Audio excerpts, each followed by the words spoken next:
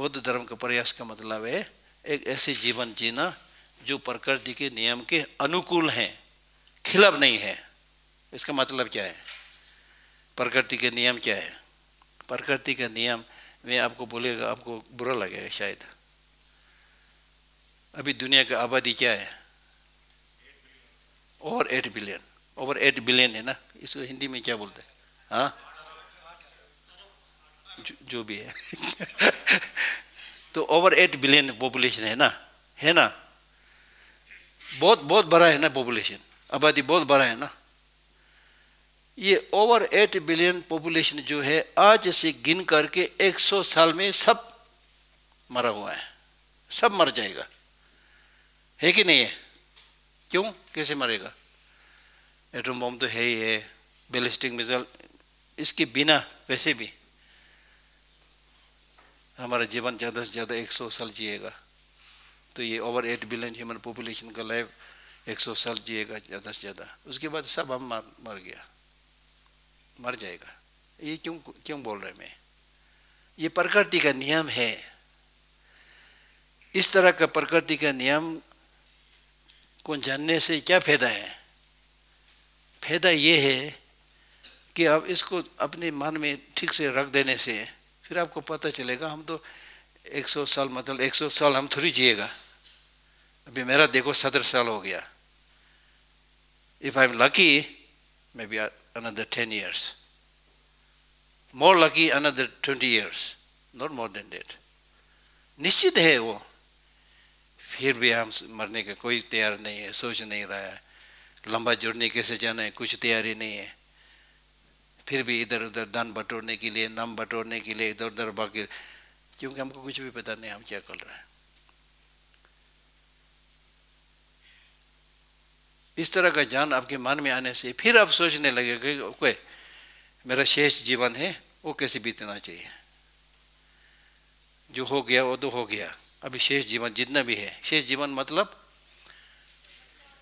बचा हुआ मतलब अगर आपके पास, आपका एज अभी 30 है तो शेष जीवन 70 नहीं है।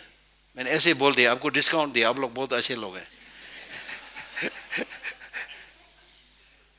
लेकिन शेष जीवन जरूरी नहीं है कि वो 70 साल पूरा जिए। शेष जीवन सिर्फ आज हो सकता है, कल भी आप जा सकता है, नहीं भरोसा नहीं है कुछ भी। तो हमारे जीवन का जो सच्चाई जो ये है, तो फिर हम करप्शन कैसे कर रहे हैं, दूसरों को दुख कैसे दे रहा है आप? क्योंकि इन चीजों में आपका कुछ ज्ञान है ही नहीं। अगर मैं अभी खटिया पर सोया हुआ है, मरने वाला है, तो मैं किसी को दुख पहुंचाने के लिए सोच सकता है क्या? करप्शन करने के लिए, हाँ ब्राइब करने के लिए क्या सोचेगा? हम नहीं सोचेगा ना। यही तो मैं बता रहा हूं आपको। तो इसलिए बौद्ध धर्म के मुताबिक मरने से डरने का जरूरत नहीं है। हम लोग डरता है ना मौत से, मरने से डरता है ना, क्योंकि हमारा समाज नहीं है कुछ भी। ये डरने वाली बात नहीं है, समझने वाली बात है।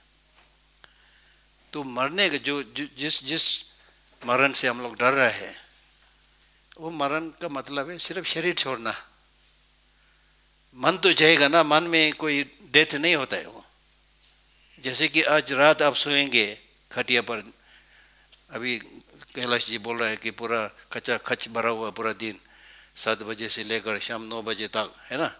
तो बहुत आप लोग मेहनत कर रहे हैं, बैठा है, सुन रहा है, बहुत थक गया, तो शाम को सोएंगे तो आप खराटे मर के सो जाएंगे, है ना। तो एक और से आप मरा हुआ जैसे उस वक्त आप खराटे मर रहा है। हाँ, कोई आपके सामने जाके वो तुरुल खरसीर को पाथ मार दिया, आपको कुछ पता नहीं है। नाक के सामने पाथ मार के चला गया, कुछ पता नहीं। आंख के सामने क्या क्या इधर उधर जा रहा, आपको कुछ भी पता नहीं, है ना। तो मरा हुआ जैसे है ना, शरीर तो मरा हुआ जैसे है ना, लेकिन आपका मन थोड़ी मरता है। मन आप उधर जा रहा है, शॉपिंग कर रहा है, उधर कहाँ से आए आप? हाँ, अब राजस्थान से, राजस्थान में शॉपिंग कर रहे हैं, मन दोस्ती से मिल रहा है। इससे संकेत होता है कि मन ज्यों ही हमारा जो सेंस कॉन्शियसनेस है, शरीर है, वो खत्म होते वक्त जो जो सूक्ष्म जो मन है और उत्पन्न होके एक्टिव हो जाता है।